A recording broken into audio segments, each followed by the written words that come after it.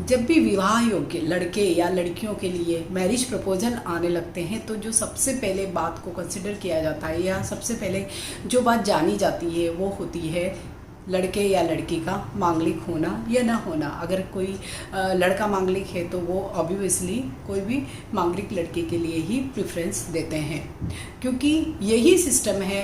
Astrologers भी यही बोलते हैं कि अगर आप मांगलिक हैं तो आपका जो पार्टनर है वो भी मांगलिक ही होना चाहिए।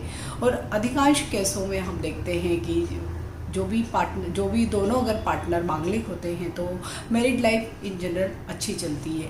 लेकिन इसका मतलब ये बिल्कुल भी नहीं है कि अगर इन दोनों में से ही कोई एक मांगलिक ना हो तो उनकी मैरिड लाइफ ख़राब होगी, वो भी सिर्फ मंगल की वजह से। इसके लिए मैरिड लाइफ के अच्छे या बुरे होने की और भी कई स्टार्स रिस्पॉन्सिबल होते हैं, सिर्फ मंगल ही रिस्पॉन्सिबल नहीं होता है। लेकिन मंगल को हम सबसे ज़्यादा प्रेफरेंस क्यों देते हैं? क्यों कोई और स्टार को, जैसे कि सूर्य है, गुरु है, जो मोटे मोटे बड़े बड़े स्टार हैं, शुक्र हैं, उनको कोई पर्टिकुलर प्लेसमेंट हमारे चार्ट में जब हो जाती है तो उसके लिए कोई अलग से अरेंजमेंट या नाम क्यों नहीं दिया गया? क्यों मंगल को ही प्रमुखता दी गई है कि जब भी मंगल आपके चार्ट में इन जगहों पर बैठेगा तो आपका चार्ट मांगलिक कहलाएगा।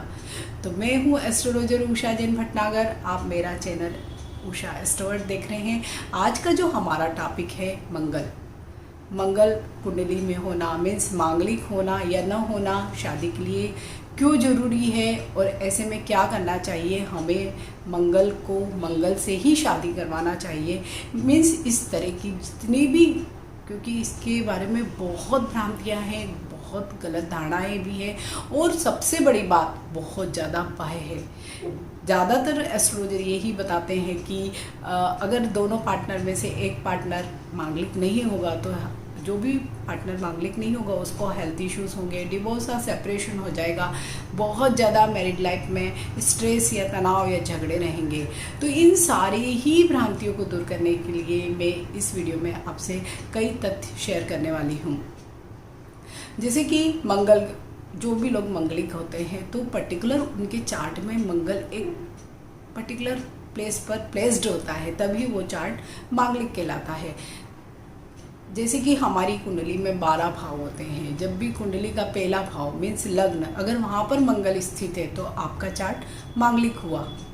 इसके बाद चतुर्थ भाव, जो चौथा स्थान हमारी कुंडली का है, केंद्र भाव है, अगर वहाँ पर भी मंगल आपकी कुंडली में बैठा हुआ है तो भी आपका चार्ट मांगलिक हुआ। इसके बाद आता है सप्तम भाव। सप्तम भाव जैसे कि हम जानते हैं स्पाउस का भाव होता है, पति या पत्नी का भाव। इसके अलावा यहीं से हम पार्टनरशिप को भी देखते हैं। तो मैरिड लाइफ भी एक पार्टनरशिप ही है, वो पर्सनल पार्टनरशिप है।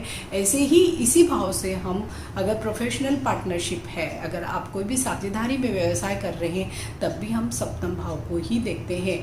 और यहाँ पर भी अगर मंगल प्लेस्ड है तो आपका चार्ट मांगलिक हुआ। इसके अलावा 8वां भाव जो आयु मृत्यु का भाव भी कहलाता है, अगर वहाँ पर भी मंगल प्लेस्ड है तब भी हम इस चार्ट को मांगलिक बोलते हैं। इसके अलावा जो कुंडली का 12वां भाव है व्यय भाव, अगर वहाँ पर भी मंगल स्थित है तब भी हम इस चार्ट को मांगलिक बोलेंगे। मीन्स इन सारी जगहों पर जब भी मंगल प्लेस्ड होगा तो आपका चार्ट मांगलिक हो जाएगा। केवल मंगल को ही क्यों इन सारी जगहों पे, क्योंकि 12 भाव है तो कहीं ना कहीं तो मंगल प्लेस्ड होगा ही। और अगर 12 में से इन 5 जगहों पर मंगल के प्लेसमेंट की संभावना है जो बहुत ज़्यादा होगी कि 12 में से 5 जगह पे कहीं ना कहीं तो मंगल को स्थित हो ही सकता है, तो क्यों इन भावों को ही ज़्यादा प्रमुखता दी गई है? क्योंकि जैसे कि हम जानते हैं कि मंगल के 3 दृष्टियाँ होती है। इन 5 भावों में से 4 भाव ऐसे हैं जिनकी एक दृष्टि मंगल के 7वें भाव पर जाती है। और 7वां भाव जैसे कि मैंने अभी बताया हमारे स्पाउस का भाव मीन्स पति या पत्नी का भाव और साझेदारी का भाव है। अगर वहाँ पर मंगल की दृष्टि जा रही है इट मीन्स मंगल को ही हमने इस चीज़ के लिए ज़्यादा प्रमुखता दी है। और जैसे कि हम जानते हैं कि मंगल सेनापति होता है, मतलब सेनापति की तरह कार्य करता है, जो सिर्फ ऑर्डर फॉलो करता है, राजा का ऑर्डर फॉलो करता है, खुद अपने दिमाग से कुछ नहीं सोचता है। तो जो लोग भी मांगलिक होते हैं, या आप में से कई लोग मांगलिक होंगे, तो ज़रा सा आप एनालाइज करिए अपना नेचर भी। ऐसे लोग बहुत ज़्यादा एग्रेशन होता है, मीन्स गुस्सा आता है उन्हें, बहुत जल्दी रिएक्ट करते हैं। प्रेशर बनाने वाला उनका नेचर होता है, डोमिनेट करने वाला उनका नेचर होता है। इसके अलावा ऐसे लोगों में पजेसिवनेस बहुत ज़्यादा देखा जाता है। जो लोग भी पजेसिव होते हैं, ऑब्वियसली वो अपनी मैरिड लाइफ में भी अपने पार्टनर के लिए भी बहुत पजेसिव होंगे, और इसीलिए प्रॉब्लम्स आता नहीं, मैरिड लाइफ में प्रॉब्लम्स आने लगती है। इसलिए ही कहा जाता है कि जो पार्टनर, अगर दोनों में से एक भी पार्टनर मांगलिक है तो दूसरे पार्टनर को भी मांगलिक होना ही चाहिए, क्योंकि मंगल की इतनी सारी जो विशेषताएं मैंने बताई है, एनर्जी बहुत होती है, ऊर्जा से लबरेज होते हैं जो भी ये लोग होते हैं। आप स्पोर्ट्स के फील्ड में देखिए तो ज़्यादातर मंगल वाले लोग होते हैं, उनका स्टेमिना बहुत अच्छा होता है, लेकिन उसके ही साथ उनमें क्रोध, आवेश की अधिकता भी बहुत ज़्यादा होती है, और अधिकार का भाव भी उनमें बहुत ज़्यादा होता है। तो अगर दो लोग हैं जिनकी शादी हो रही है, जिनको पूरे जीवन पर्यंत साथ रहना है, अगर उन दोनों में से जो पार्टनर मांगलिक है उसमें ये सारे ही क्वालिटीज़ होंगी, सारी गुण होंगे, मीन्स ज़्यादा एनर्जी होना, क्रोध की अधिकता होना, पजेसिवनेस होना, मीन्स बहुत ज़्यादा डोमिनेट करने की इच्छाएं होना, तो सामने वाला पार्टनर अगर वो मांगलिक नहीं है तो वो कैसे एडजस्ट करेगा।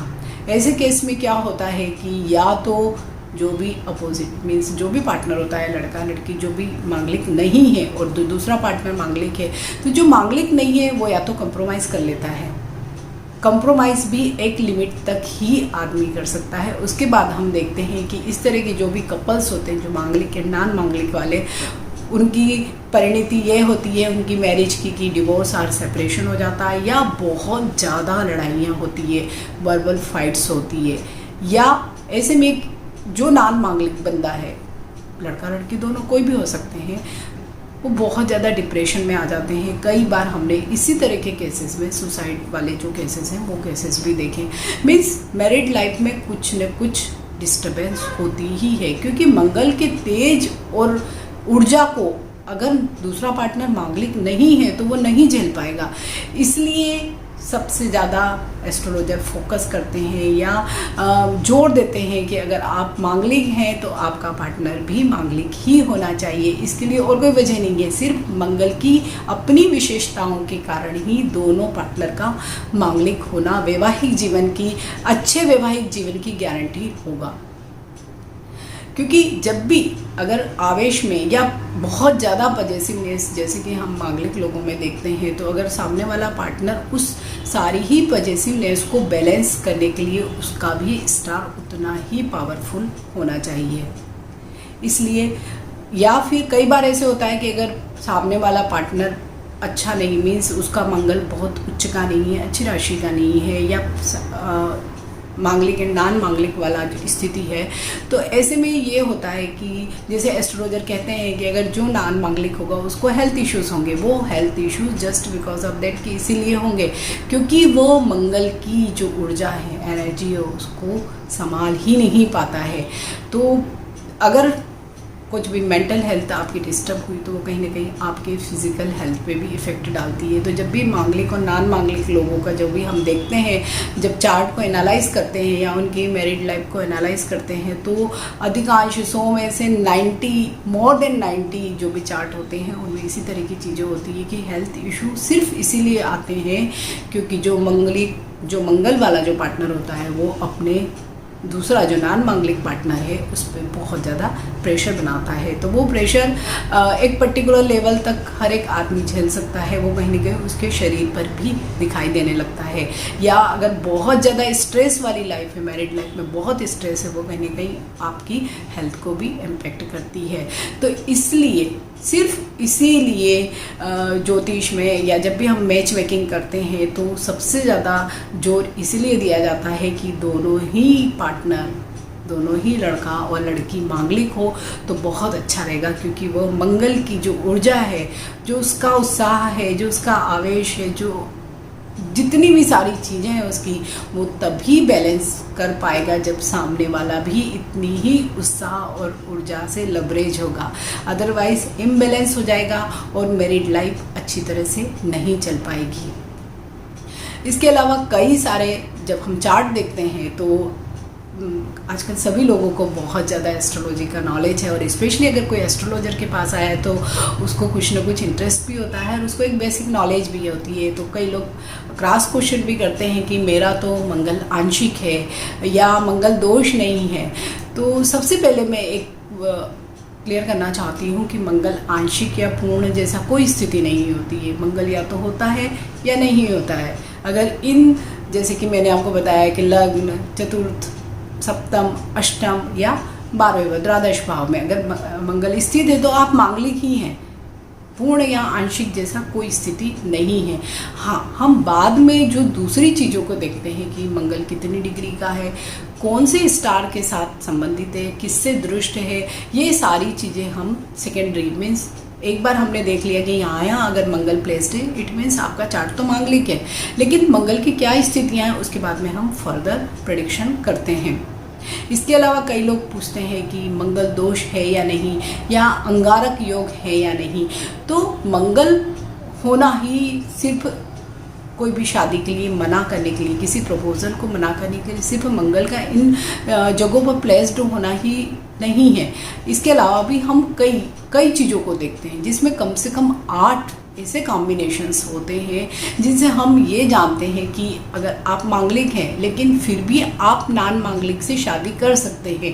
इसके लिए मैं एक अलग से वीडियो आपसे शेयर करने वाली हूँ कि मंगल की ऐसी क्या क्या स्थितियाँ हैं या आपके चार्ट में क्या स्थितियाँ और स्टार्स की बन रही है, उसके बेसिस पर हम आपको ये एडवाइस कर सकते हैं कि आप किसी नॉन मांगलिक से भी शादी कर सकते हैं। तो इसके लिए मैं आपको एक अलग वीडियो शेयर करने वाली हूँ। लेकिन अगर आपका बच्चा या आप खुद मांगलिक है तो आप कोशिश करिए, अगर आप अरेंज मैरिज की तरफ ही जा रहे हैं तो ज़्यादा कोशिश करिए कि आपका पार्टनर भी मांगलिक ही हो, क्योंकि जितने लड़के मांगलिक होते हैं उतनी ही लड़कियां मांगलिक होती है। मीन्स दोनों ही मेल एंड फीमेल दोनों में ही लगभग इक्वल रेशो में ही मांगलिक बच्चे होते हैं। तो शादी में ऐसा नहीं होता कि नहीं हो पाएगी, हाँ डिले ज़रूर होता है, क्योंकि मंगल शादी में थोड़ा सा डिले और ऑब्स्टिकल भी करवाता है।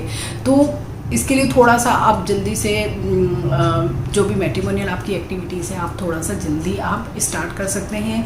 और इसके लिए आप अगर अरेंज मैरिज की तरफ जा रहे हैं तो अगेन मैं आपको कहूँगी कि आप बहुत अच्छे से मैच मेकिंग करवाएं। सिर्फ ट्रेड्स में मत जाइए, गुण मिलान पर बिल्कुल मत जाइए, क्योंकि गुण मिलान की जो भी नंबर्स होते हैं वो आज के टाइम में, अभी पर्टिकुलर टाइम में बिल्कुल ही अप्रासंगिक हो गए हैं। क्योंकि आज के समय में एक तो इंटरकास्ट मैरिज बहुत ज़्यादा हो रही है, लव मैरिजेस बहुत हो रही है, जिसमें हम किसी भी जाति, वर्ण या इस तरह की प्योरिटी को बहुत ज़्यादा इम्पोर्टेंस नहीं दे रहे हैं। इसके साथ ही महिला और पुरुषों में जो बराबरी का जो दर्जा है उसके भी कारण हमारे जो गुण मिलान वाला जो ट्रेट है वो वर्क नहीं करता है। जब भी गुण मिलान करें आप या करवाएं तो आप केवल गृह मैत्री, मांगलिक वाला तो हमको देखना ही है, इसके अलावा गृह मैत्री मीन्स कंपेटेबिलिटी, आप योर स्टार्स कुछ ज़रूर दिखवाएं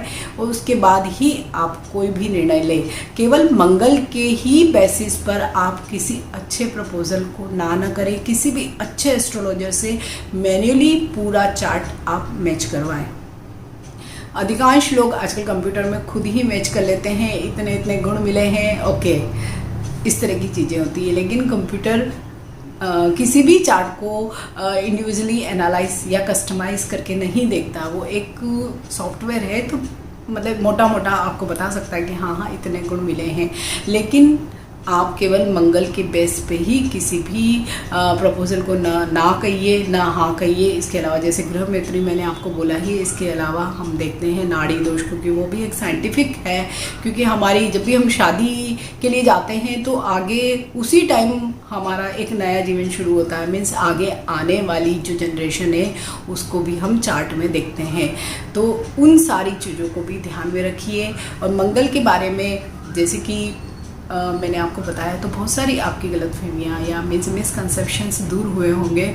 अगर फिर भी आपको लगता है कि आपका चार्ट मांगलिक है, कुछ प्रॉब्लम है, आप अपने बर्थ डिटेल्स मुझे कमेंट बॉक्स में शेयर कर सकते हैं, तो मैं आपका चार्ट देख के बता सकती हूँ कि किस तरह की मंगल की स्थिति है, या आप मांगलिक से शादी कर सकते हैं या नहीं कर सकते हैं। अगर आप लव मैरिज कर रहे हैं तो मेरी आपसे सबसे पहली ही सलाह यही होगी, तब आप चार्ट मत मैच करिए, क्योंकि उस स्थिति में कोई चारा नहीं होता। अगर आपको लव मैरिज ही करनी है और फिर भी आपको चार्ट दिखाना है तो एज सच कोई रेमेडी नहीं होती है मांगलिक या नॉन मांगलिक से बचने वाली। जैसे कई लोग कहते हैं कि इस तरह की हम रेमेडीज़ कर देंगे, तो वो ऐसा, क्योंकि जब भी कोई चार्ट में कोई स्टार प्लेस्ड होता है तो इन जनरल उसकी कोई रेमेडी नहीं होती है। हाँ, हम कुंभ विवाह वगैरह का जरूर प्रावधान है, क्योंकि कुंभ विवाह भी इसलिए करवाया जाता है क्योंकि भगवान विष्णु को स्वयं कुंभ का ही एक रूप माना जाता है। तो ये माना गया है कि अगर लड़की का विवाह कुंभ के साथ कर दिया जाता है तो एक विवाह हो गया भगवान विष्णु के साथ स्वयं,